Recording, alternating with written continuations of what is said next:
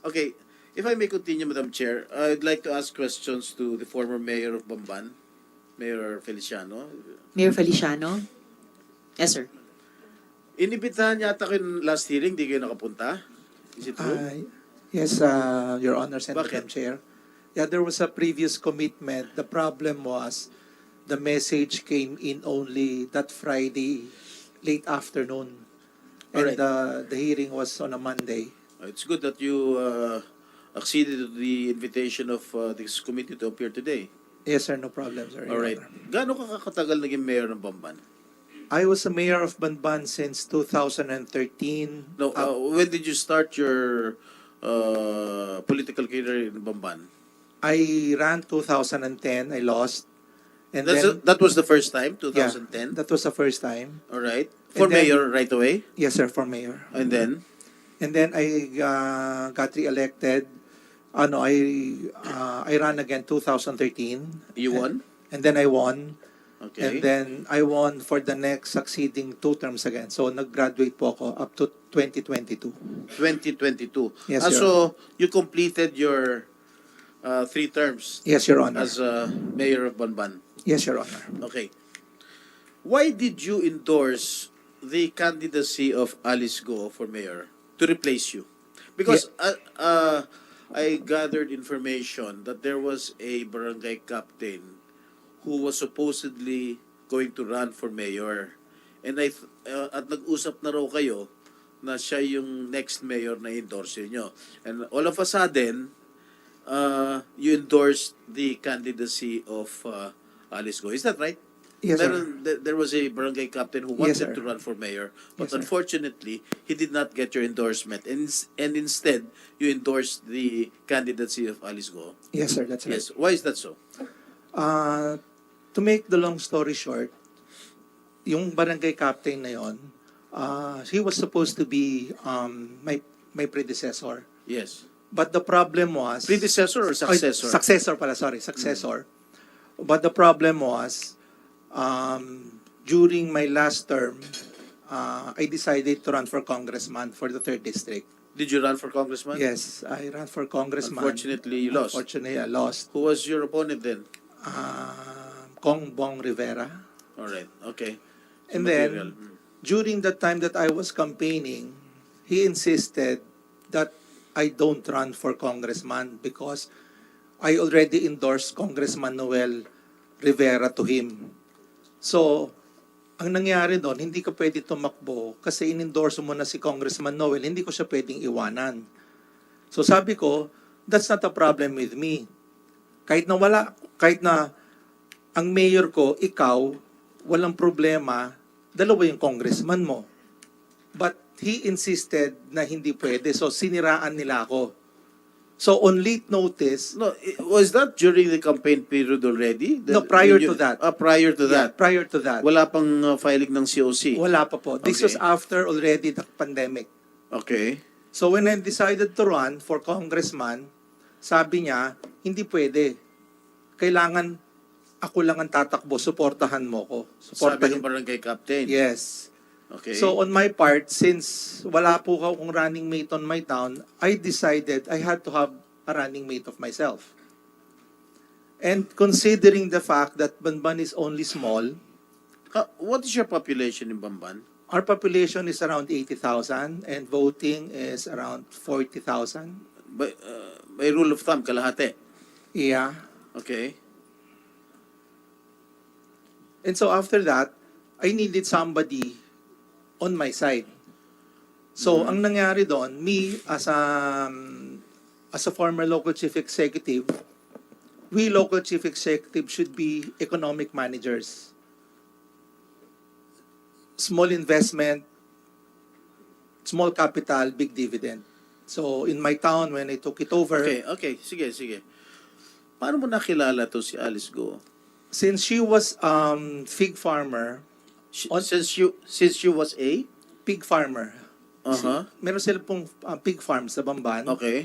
So on my second term, pumupunta na po siya sa opisina.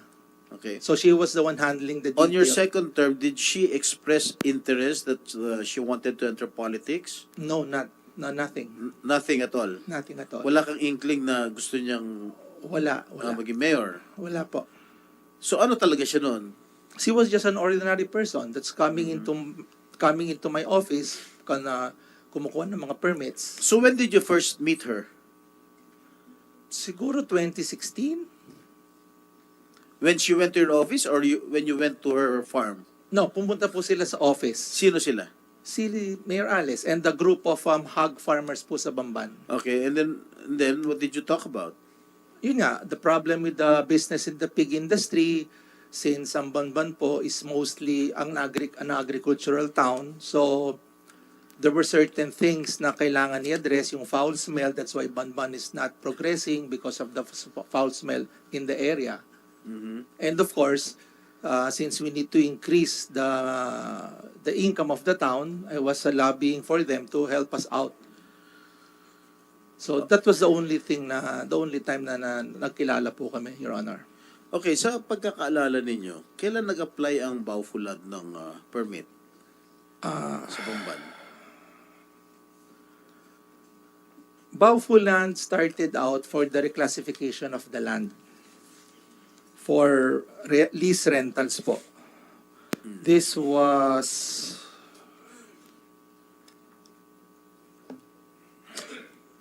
March 8, 2019. March 8, Opo. 2019? Yeah. You were still the mayor then? Yes, sir. Okay. Sino ang nag-facilitate? Sino ang humingi ng pumunta sa opisina mo para kumuha ng permit ng Baufulad? Si Miss Alice Guo. Siya mismo. Yes, sir. Okay. Itong si Zun Yuan at Hong Sheng Gaming Corporation, kailan po sila nag-apply ng business permit sa'yo? Ang dinaanan ko lang po dyan was Hong Sheng. Hong Sheng. Yes, Sino sir. in behalf of Hong Sheng, sino nagpunta sa'yo? Sa Hong Sheng po, siya po yung nag-request din sa amin ng... Si Alice Go. Siya po. Sa tingin mo, anong participation niya sa Baufulad tsaka dito sa Hong Sheng Gaming? She was just an investor in my town that she bought the land and then she had investors under her arm to put in money in the town para patayo po yung mga buildings for lease rental po ng real estate property. May idea po ba kayo kung anong klaseng operasyon ang ginagawa niyo sa loob ng Baufo compound sa Bamban Tarlac? Ay, wala po. Kayong nakuupong mayor? When I was mayor already, but just they got the loan from us and then excuse me? letter of no objection. Yeah. Who provided that loan? No? What do you mean, sir? Sino nag-issue ng loan? No? The Sangguniang Bayan po. During your time? During my so time. you approved it? No, hindi po ako. There was the Sangguniang Bayan approved the letter of no objection. This Yes, is a but of resolution. course, when they approve it, the mayor will also sign. I didn't sign the document, Your Honor. The document is signed by the SB Secretary and the Vice Mayor. But you were, as mayor, aware ka dun. Yeah, I was aware, but I wasn't part of that document. I am part already of the building permits and the other things with regards outside of that reclassification, Your Honor. You mean to say you did not sign the... Is that an ordinance? It's a resolution, Your It's a Honor. resolution. Yes, Your Honor. The mayor doesn't sign the resolution when approved by the Sangguniang Bayan? The mayor doesn't sign the resolution, Your Honor. Only the Vice Mayor. Well, nung panahon namin, dumadaan sa amin eh. Anyway, nag-issue ka ba ng travel pass kay Wang Ziang, the incorporator of Baofu? As I could recall, Your Honor, during the time of the pandemic, if a legitimate business owner comes to my office and asks for a travel permit in order to move out of Banban and coming to Banban because may negosyante sila, yes, probably I did, Your Honor. You did. Why? Your Honor, you're a businessman and then they need to travel back and forth to Fontana. But you didn't check his background? No, Your Honor. Huh? Why did you not check his background? Nagbibigay ka na lang ba, kahit sino ba mag-apply ng permit sa'yo? Walang due diligence? Wala na, Your Honor, because during the time, it was pandemic already. And you know, wala na pong negosyo sa Katulad bayan. nito, big boss pala ng Pogo itong Wang Ziang. So it's an pag-aaralan na po natin ngayon na dapat sa susunod kailangan po, bago tayo gumawa ng mga dokumentong ganon, kailangan ma-check na po sila. Hindi, as mayor, command responsibility mo yan. Yes. Mayor din ako. Yes, That's sir. my command responsibility as mayor. Yes, sir. But the problem is, sa sobrang dami po nang kumukuha, kung lahat po sila, checkan Well, I po understand. natin. Totoo naman. Totoo naman yung sinasabi mo. But in this case, kita mo, inissuehan mo ng permit. Pala, big boss pala ng Pogo ito. Siyempre, sa'yo babagsak ang problema. Di ba? Sa mayor, babagsak ang problema. Yes, sir. Okay, sa yung pagkakalam, ano mga negosyo ni Alice Go? Ang alam Sa ko lang po, Bamban. yun lang pong piggery. Hindi kayo naging business partner Ay, hindi po. kahit kailan. Hindi po. Civil lang po ang relationship Okay. namin. How did you approve to endorse the candidacy of Alice Go? Siya ba lumapit sa'yo? O ikaw nagkusa sa kanya na, o ikaw nang sumunod sa akin?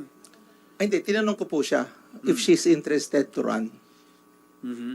And then after a while, yun nga, because ang criteria ko po nga, for choosing a mayor, dapat economic manager po. Para malaman pong So, initsapuera mo na talaga yung barangay captain na talagang tubong Bambantarlak.